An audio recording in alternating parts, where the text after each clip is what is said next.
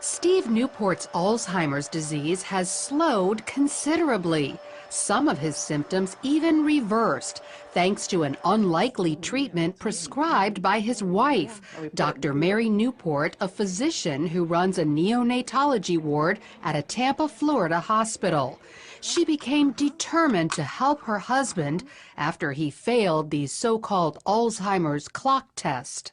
He drew a few little circles and several numbers, just in a very random pattern, didn't really look anything like a clock. And the doctor pulled me aside and she said, you know, he's actually on the verge of severe Alzheimer's at this point. He's beyond moderate. So that was very, very devastating news. Dr. Newport began learning everything she could about her husband's disease.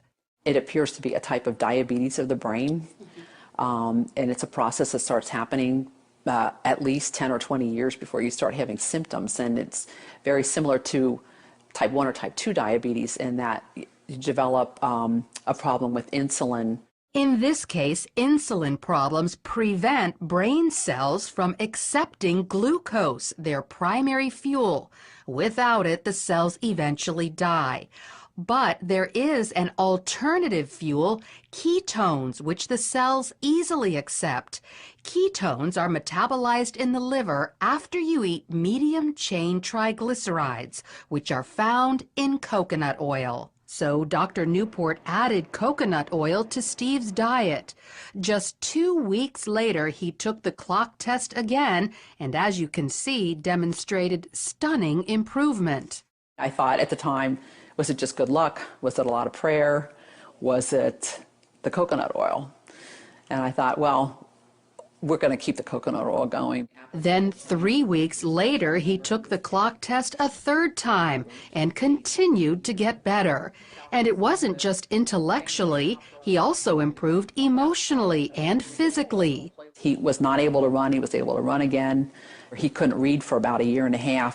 But after somewhere around 2 or 3 months, he was able to read. Instead of being very sluggish, not talking very much in the morning, he would come out, you know, with energy and talkative and joking, and he could find his water and his utensils. Dr. Newport documented Steve's success in a book called Alzheimer's Disease, What If There Was a Cure? She received this stack of thank you letters from other people whose loved ones' Alzheimer's was helped after they followed Steve's diet. And while coconut oil is encouraging, there's actually something much more powerful. A team of biochemists led by Professor Kieran Clark at England's Oxford University have developed a ketone ester that packs a punch 10 times greater than coconut oil. It reaches quite considerably higher levels, and you can get whatever levels you want depending on how much you drink. The problem is they need millions of dollars to mass produce it. Very expensive, and so we can't make very much of it ourselves. And what we would like is funding so that we could actually scale up and make it. But of course, there's no real profit in manufacturing stuff like that. So until a high-potency ketone ester is available to the general public, coconut oil is still a good ketone source. Just make sure it's pure, non-hydrogenated. Avoid any hydrogenated oil, which is the same thing as dangerous trans fat. Many people avoid coconut oil because they think it's bad for them, but it's actually very healthy. Dr. Beverly Teeter is a researcher at the University of Maryland who specializes in dietary fats. She says years ago, coconut oil was criticized for raising cholesterol, but scientists have since learned there are 2 kinds of cholesterol, LDL, the bad kind, and HDL, which is very good for you and is the kind coconut oil raises. So they put out the message that it increased serum cholesterol, but the truth of the matter was it was helping the profile of the serum cholesterol. That never has been corrected in the public press, and I think that's the reason people have misconceptions about it.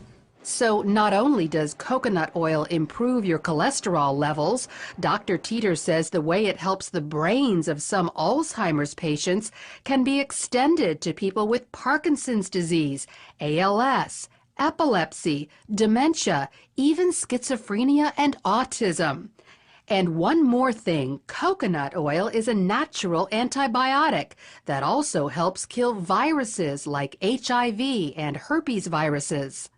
But the coconut oil tends to keep the bacteria down so that if you're assaulted with the virus, your immune system can concentrate on the virus. It doesn't have to concentrate on 27 other bacteria that you may have been exposed to that day.